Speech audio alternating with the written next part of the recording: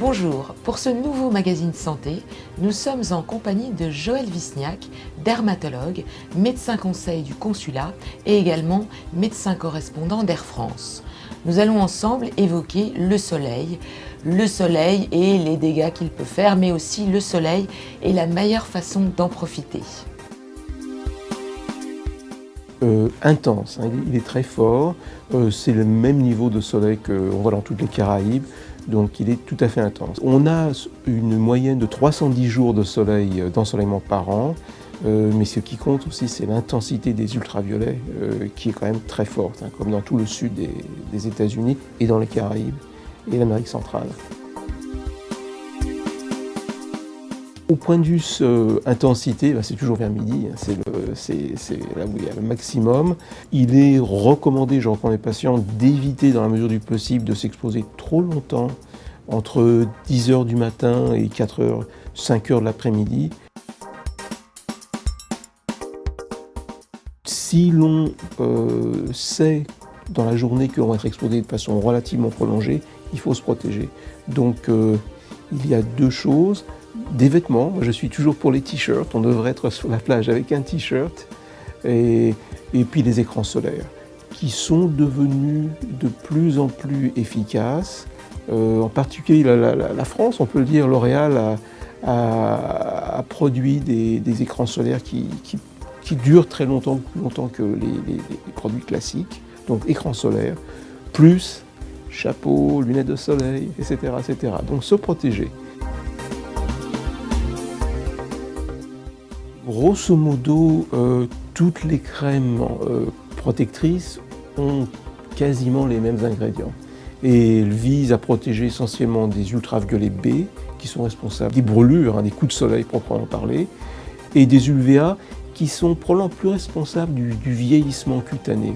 Alors il y a des mélanges qui varient d'une compagnie à l'autre, mais toutes utilisent les mêmes produits. La différence entre les produits L'Oréal, Neutrogena aussi fait ça, c'est que classiquement, quand on met un produit solaire, on a une protection qui dure 1 heure. Au bout d'1 heure, 1 heure et demie, c'est fini, il faut en remettre.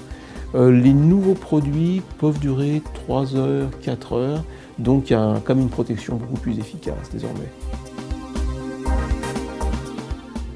Les huiles, c'est à bannir, c'est pour faire fuir les frites. Ça accélère la pénétration solaire et c'est vraiment à bannir.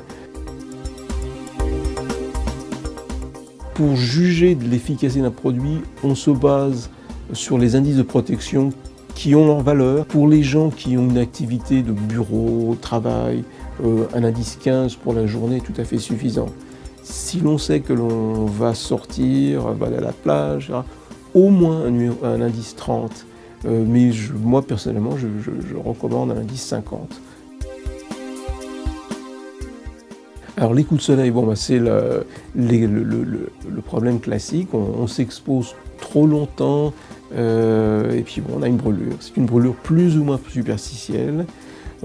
Plus on a la peau claire, plus on est susceptible d'avoir un coup de soleil. Ça peut être très grave, parfois ça peut amener à des hospitalisations, exceptionnellement la mort. Un coup de soleil déjà endommage la peau.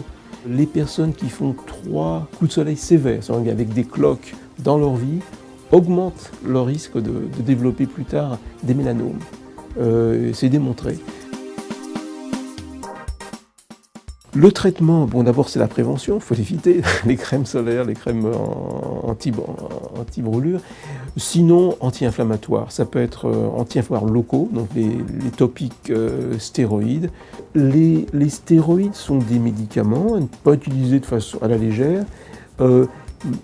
Ils n'ont aucune action préventive.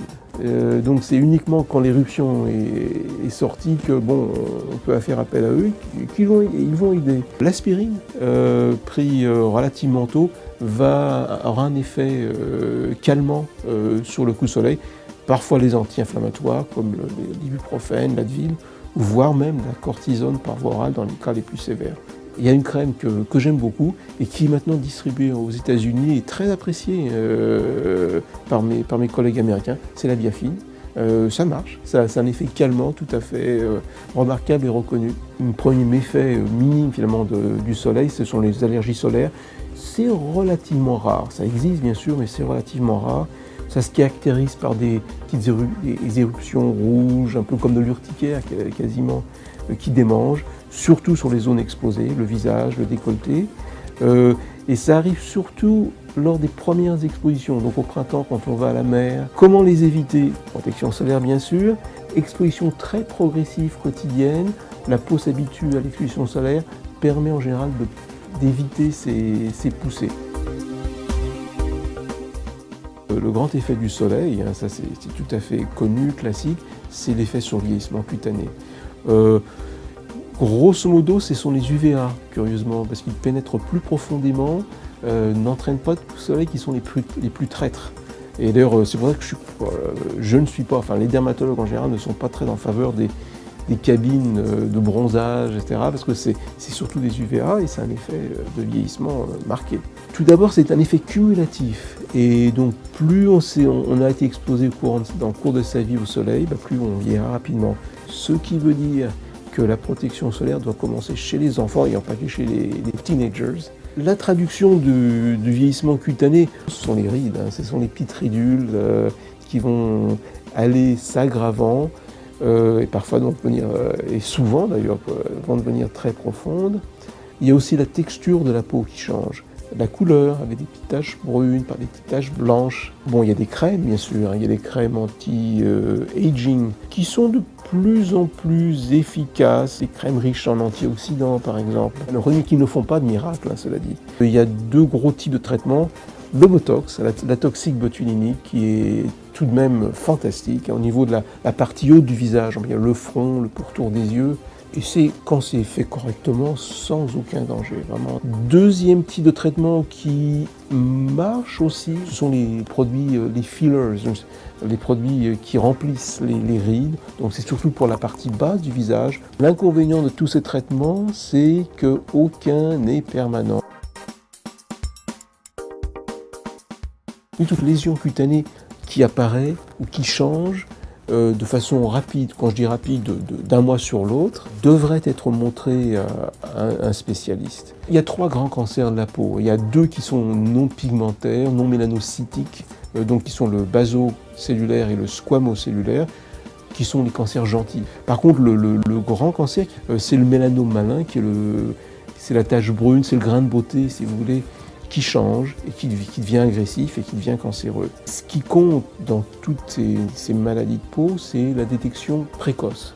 Tout cancer de la peau, y compris les plus graves, le mélanome malin, quand il est détecté de façon précoce, est complètement curable. Le traitement pour tous les cancers, c'est l'excision. Il faut les retirer, il ne faut pas les garder.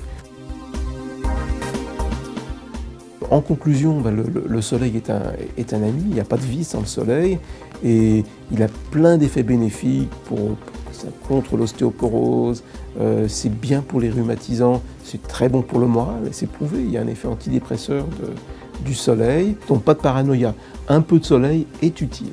Dernier conseil, allez voir une fois par an un dermatologue pour qu'il fasse un examen complet.